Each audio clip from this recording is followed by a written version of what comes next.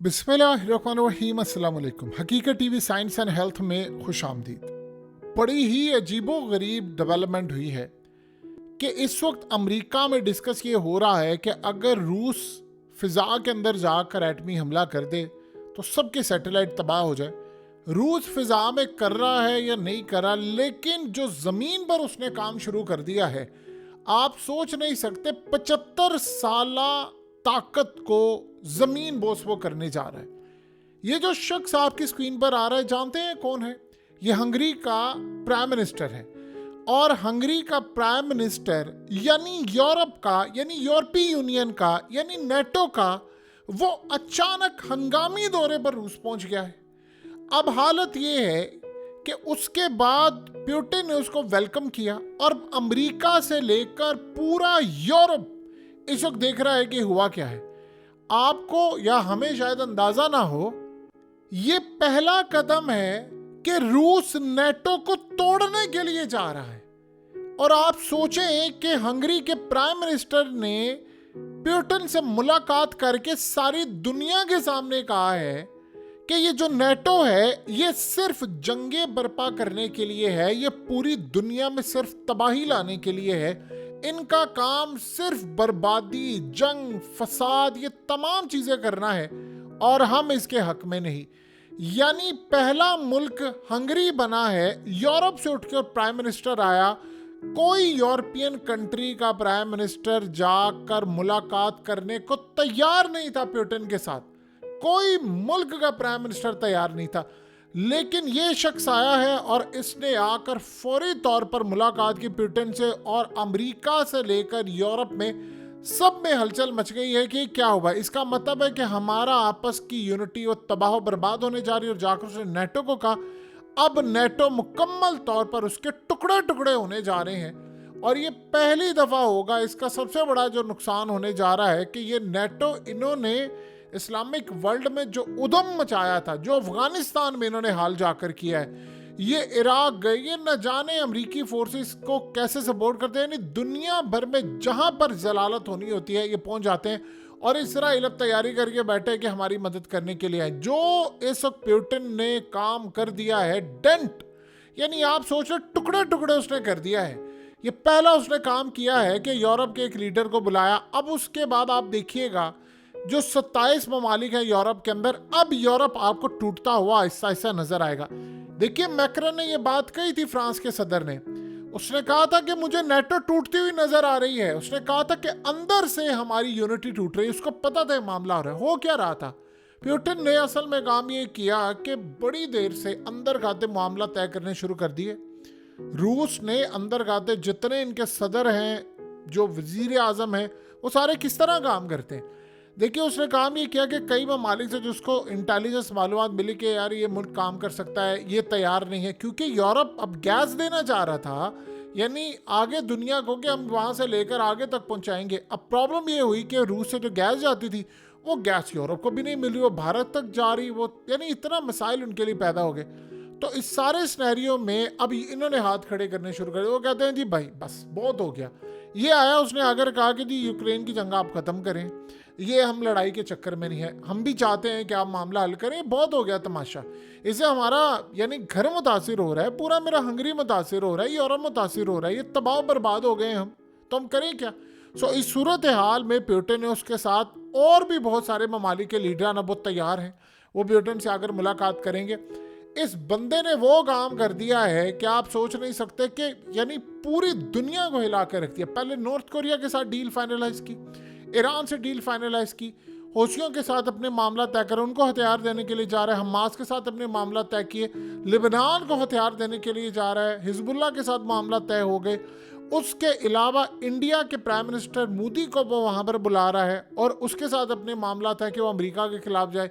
अब आप ये देखिए, चाइना के साथ मामला तय है और करते करते अब अफ्रीकन कंट्रीज को भी साथ में ला लिया, इसराइल को भी धमकी दे दी। अब वो यूरोप को तोड़ने के लिए जा रहा है और यूरोप के बाप को टुकड़े टुकड़े होते हुए नजर आएंगे। वो किस तरह टुकड़े? क्योंकि आहिस्ता आहिस्ता सारे यानी इनकी पॉलिसी से इत्तेफाक नहीं करी। यूरोपीय यूनियन आज सलामत है, कल नहीं है। यानी ये कुछ ज़्यादा देर पुरानी बात थोड़ी है कि यूरो करेंसी आई थी, उससे पहले सबकी अपनी करेंसी हुआ करती थी।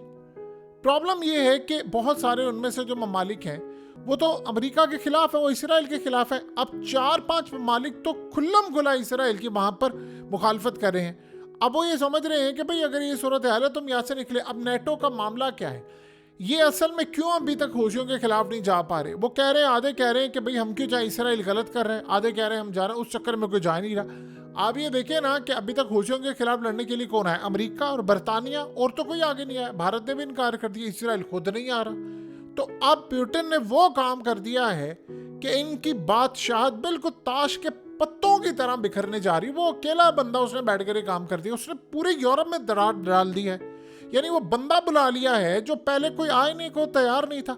अब हो सकता है आपको स्पेन के अंदर उनके हुक्मरान आ जाए, इसी तरह आपको हो सकता है इटली के नज़र आ जाए, इस तरह बाकी आ जाए, करते करते फ्रांस का भी ये मामला हो सकता है। यानी अब ये सारा सिनेरियो है कि भाई ये सारी आपकी जो ताकत है उसका शराजा बिखरने के लिए जा रहा है।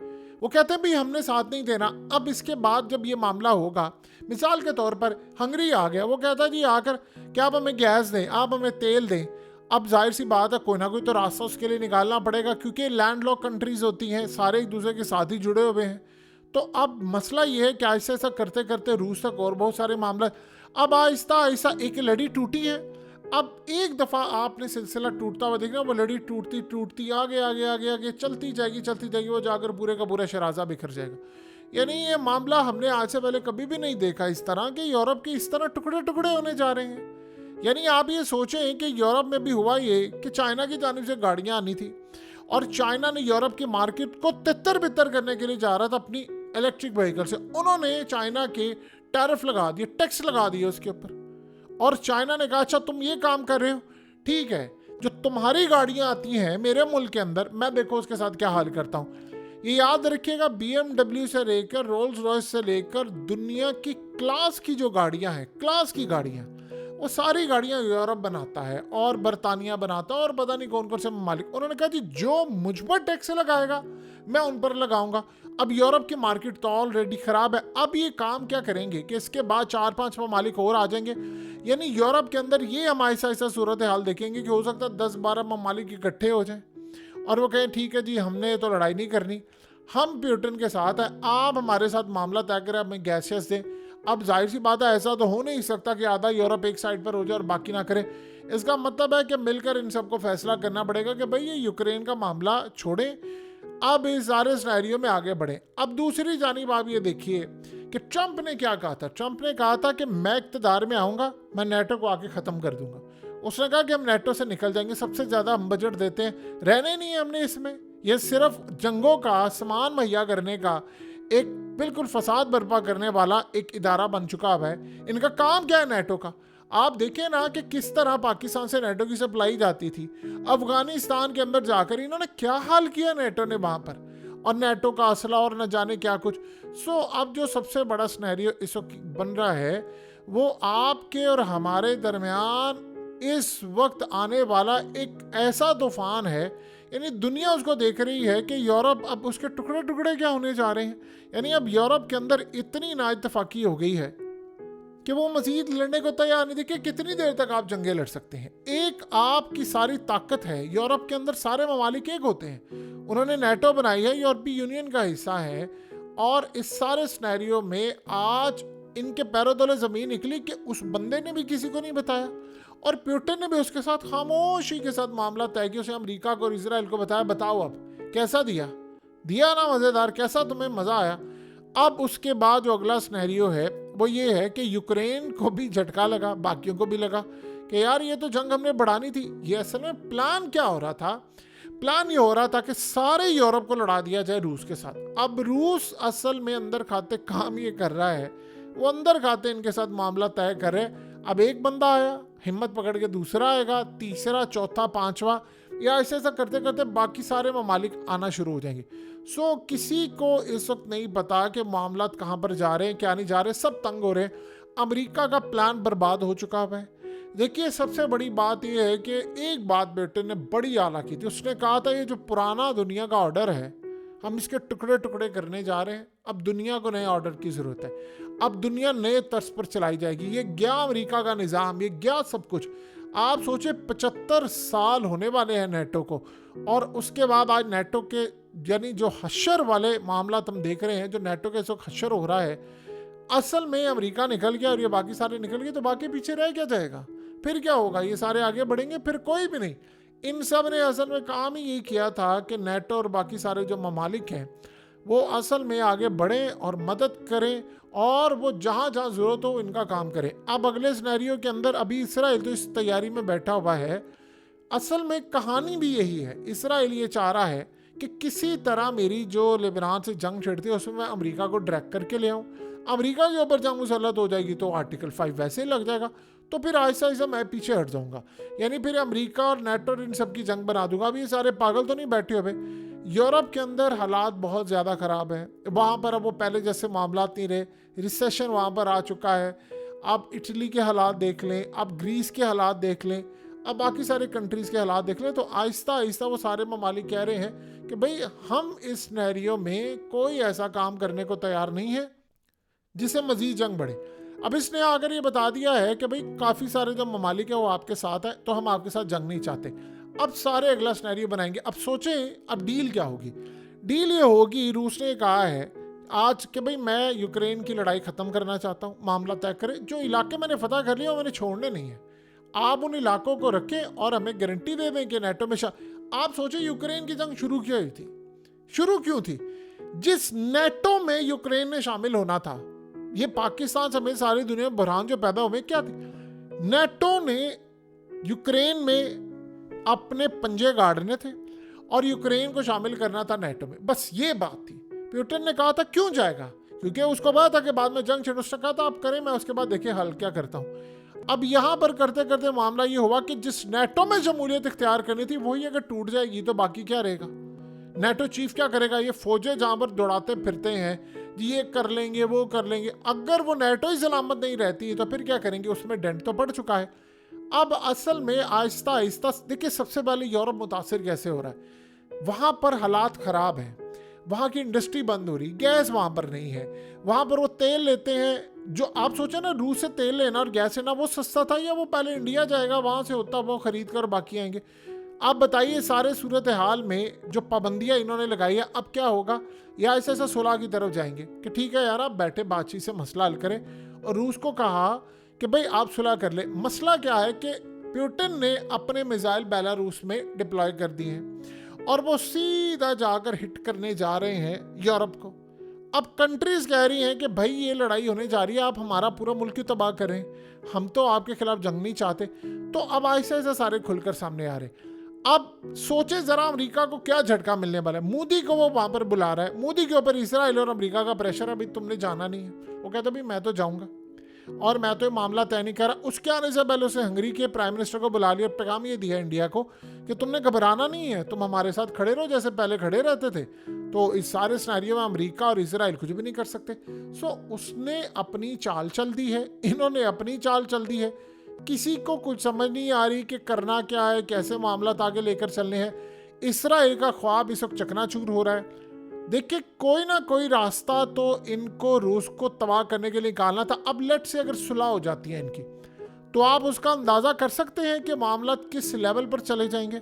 यानी रूस इतनी बड़ी ताकत बनकर उभरेगा कि पुतिन ने वो क्या खूबसूरत अल्फाज कहे थे। वो कहता है कि ऐसी दुनिया का और ऐसी यानी लाइफ का करना क्या है जहां पर रूस ही ना हो, यानी उस दुनिया का उस वर्ल्ड का करना क्या है जहां पर रूस ना हो। आप ये समझते हैं कि हमें रूस को खत्म करेंगे तो रूस उसके बाद दुनिया को छोड़ेगा। उसने कहा फिर ऐसी दुनिया का रहना कायम ही नहीं है, फिर ये अर्थ तबाही हो जाए। अगर ये अर्थ यहाँ पर इसी तरह है कि वहाँ पर रूस का क़याम नहीं है तो ठीक है, फिर हम इस दुनिया को ही तबाह कर देते हैं, फिर कोई बचेगा नहीं। सो अब रूस ने असल में जो पंजे गाड़े थे वो निकला। असल में वो बंदा खड़ा हुआ है पूरी दुनिया के इबलीस के ऑर्डर के खिलाफ। उसने वहाँ पर जो काम शुरू किया है, फैमिली सिस्टम वो रिवाइव कर रहा है, बंदा सूरत हाल आगे लेकर आ रहा है, दुनिया को वो देख रहा है। सो रूस में आपको पता है कि दुनिया के खूबसूरत तरीन लोग वहाँ पर रहते हैं। सो वो फैमिली सिस्टम को आगे लेकर चल रहा है। वो कह रहा है जी हम जिस परस्ती मैंने नहीं करनी। वो कह रहा है कि बैंकिंग सिस्टम ठीक नहीं है, ये निज़ाम ठीक नहीं है, ये चीज़ें ठीक नहीं है, मुझे आगे लेकर चला। और सबसे बढ़कर उसने जो काम किया है, अब ये 2 दिन पहले उसने ऐलान किया है कि अफगानिस्तान हमारा इत्तहादी है और इत्तहादियों के साथ हर तरह की चीज़ें, टेक्नोलॉजी शेयर होगी। अब सोचे ज़रा, वो हूथियों को शेयर कर रहे हैं, फिर उसके बाद वो अफगान तालिबान को जाकर डिफेंस सिस्टम और मिसाइल सिस्टम देंगे, फिर क्या होगा वो सारी दुनिया को पता है। अब वो हिजबुल्लाह को भी मजबूत कर रहे हैं, अब आहिस्ता आहिस्ता करते करते वो सबको मजबूत करते जा रहे हैं। सो इन्होंने जो प्लान बनाकर रखे हुआ था कि वो जी हम ऐसे कर लेंगे वैसे कर लेंगे, अगला एक और सिनेरियो बड़ा खतरनाक आने वाला है कि ये बाकी सारे यानी ममालिक में ऐसा भी हो जाएगा, लेट से अगर बड़ी जंग होती है तो आधे ममालिक एक तरफ खड़े होते हैं, वो हो सकता है अपना ही छोटा कोई यानी यूरोपीय यूनियन अगर टूट जाए तो अपना ही कोई सिनेरियो बना रहे हैं। तो इस तरह का भी मामला देखने को मिल सकता है और ये बहुत ज़्यादा क्लियर, बड़ी क्लियर सूरत हाल है कि इस वक्त हालात बता रहे हैं इजराइल के कि इसराइल में इस वक्त मुकम्मल तौर पर खौफ छाया हुआ है कि जिस नेटो को मैंने शामिल करना था, रूस मेरे पैरों तले ज़मीन निकाल कर लेके आए। आप माने इस बात को, अकेला बंदा था और उसने पूरे अमेरिका और यूरोप को अकेले हैंडल किया। और अब देख लीजिए कैसे वो टुकड़े टुकड़े कर रहे हैं नेटो के भी और यूरोप के भी। हकीकत टीवी साइंस एंड हेल्थ की इस वीडियो के नीचे कमेंट ज़रूर कीजिए, अपनी राय का इजहार ज़रूर करें और इस वीडियो को हर जगह शेयर करते हुए चैनल को सब्सक्राइब ज़रूर करें।